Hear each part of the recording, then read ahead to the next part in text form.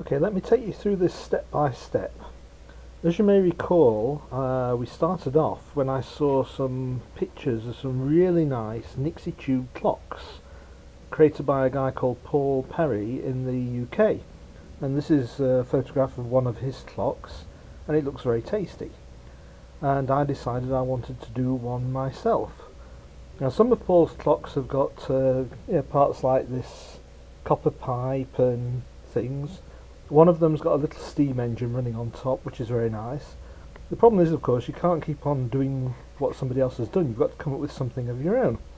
So I decided that I was going to use this old clock as part of this. When I say old, it's a modern interpretation of an old clock. But I really like the clockwork going around. I'm thinking that if that was mounted at the end of the case, and we light it with red LEDs, it's going to look rather tasty. So then I started thinking, well, I want to make a really nice wooden box for this, and I did a search on the internet and came up with this really nice blanket chest out of an antique blanket chest. And I thought, ooh, that's really tasty, all the carved work around the side and everything. So I was going to do something like that. So I created a mock-up. So this is going to be the glass in front of the clock. This will be a brass ring around the clock. And originally I sort of started off saying, oh, we'll have a 3/4 of an inch blank area of wood, and then a carved area of wood, and then a flat area of wood, and then the embossed area, and so on. But when you actually look at this, it turns out to be humongous. I mean, we'd be talking about a blanket chest if we're not careful.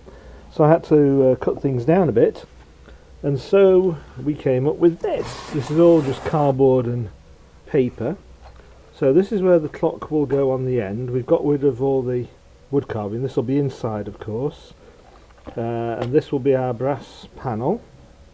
And then on top, these will be our 6 giant Nixie tubes, and these are currently being fabricated in Czechoslovakia, and they're going to be absolutely gorgeous. These are a special set that are going to have bronze bases here, and then the grids inside the tubes are going to be copper. This will be a brass plate, and then on the front I wanted something moving. And I was looking around my office and I found these antique relays. These are just currently mounted on a piece of cardboard to allow me to wire them up and just start playing with them. So I'm thinking of having those relays on the front there. I've only got 7, which explains the pattern here. I'm going to have 3 antique telephone switches mounted in that last location. So this is the mock-up at the moment. And I must admit, I'm getting rather excited by this. I can't wait for the tubes to arrive. I've already got the circuit board from Pete in the UK. So we're moving forward here.